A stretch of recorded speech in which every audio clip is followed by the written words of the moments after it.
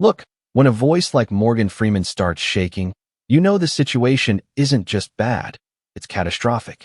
We're talking about a man who has played God, the president, and the wisest inmate in the Shawshank Redemption. He doesn't rattle easily. But the footage from his unexpected press appearance yesterday wasn't acting. It wasn't a performance. It was a man watching his worst fears unfold in real time. For the last 48 hours, the narrative around the death of Rob Reiner had been carefully managed by publicists. Words like tragedy and untimely passing were used to soften the blow. But Morgan Freeman tore that bandage off. He didn't appear to offer thoughts and prayers. He appeared to set the record straight. According to him, the silence in Hollywood regarding Nick Reiner isn't simply negligence. In his view, it is complicity. What makes Freeman's intervention so shocking is that he and Rob weren't just industry acquaintances. Their bond deepened while working on the bucket list. That film explored mortality, legacy, and the things people leave behind. Freeman explained that during long nights of filming, Rob often spoke about his children. But there was always a shadow when the conversation turned to Nick. Freeman is a man who studies human behavior for a living, and what he revealed about the dynamic inside the Reiner household changes everything many people thought they knew. He wasn't reading from a teleprompter. At one point, he pushed the microphone aside, looking physically ill, and said, "We all saw the cracks, and we all handed Rob the glue to fix them, knowing it wouldn't hold." It was a devastating statement. While the mainstream media focuses on the arrest, the forensics, and the police tape wrapped around the Brentwood estate, Freeman is talking about something deeper, the psychology behind the murder. He described years of enabling that led to the tragedy. He even mentioned an incident from 3 years ago that never reached the tabloids. According to Freeman, there was a private industry dinner where Nick appeared unannounced. The atmosphere changed instantly. Freeman described it as the feeling when a predator enters a room full of prey. Rob, usually the loudest and funniest person there, known to millions from All in the Family and the brilliant mind behind The Princess Bride, seemed to shrink. Freeman said that was the moment he realized Rob Reiner, a giant in Hollywood, was afraid of his own son. Freeman also revealed that Rob had confided in him only weeks before the incident. It wasn't a casual conversation. It sounded more like a cry for help that Rob couldn't fully articulate.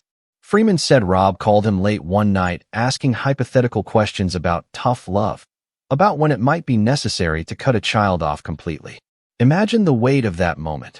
Rob Reiner, a man with vast resources, asking whether it was acceptable to lock the door against his own son. Freeman admitted he told Rob to protect himself and to protect his wife, Michelle Singer Reiner. But he now believes Rob simply couldn't close that door.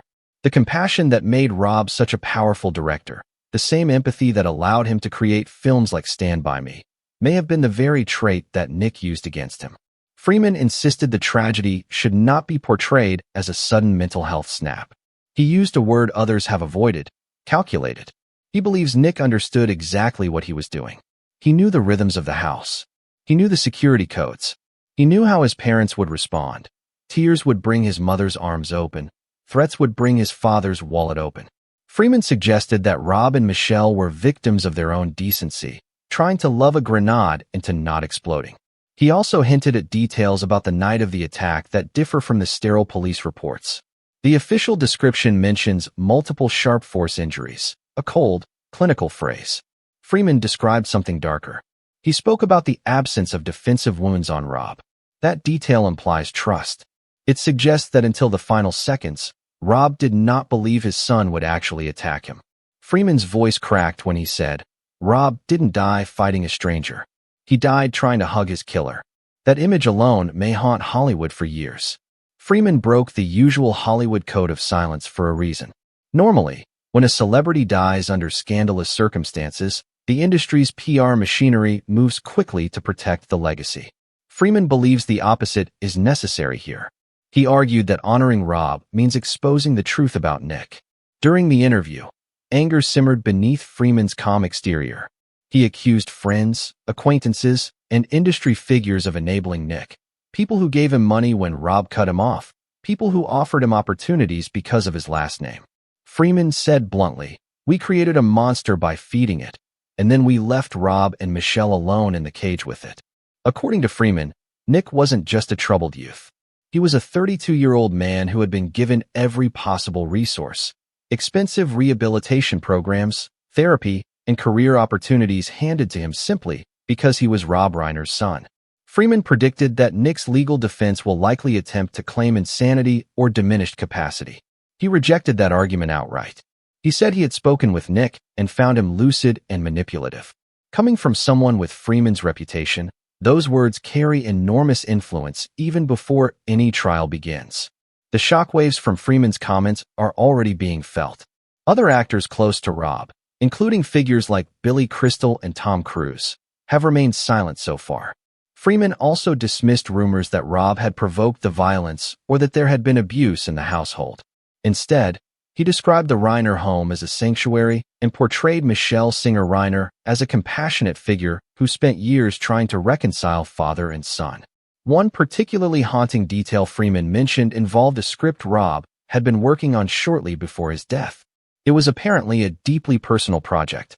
Freeman hinted that Nick might have discovered it, and that the story may have reflected uncomfortable truths.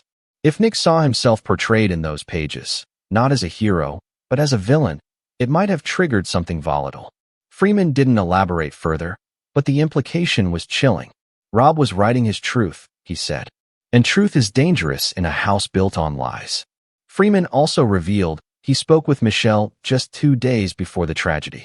She sounded exhausted, not frightened, the exhaustion that comes from years of tension. She told Freeman that Nick planned to visit for the holidays and that they hoped to reset the relationship one more time. Freeman urged her to meet him in public instead of inviting him into the house. That advice now haunts him. He wonders whether he should have done more, driven there himself, called authorities, anything. The regret is visible on his face. For a generation, Rob Reiner represented warmth and humor through films like When Harry Met Sally and The Princess Bride. To die in such a violent way creates a narrative dissonance that people struggle to accept. Freeman tried to bridge that gap by reminding the public that fame and wealth do not shield anyone from tragedy.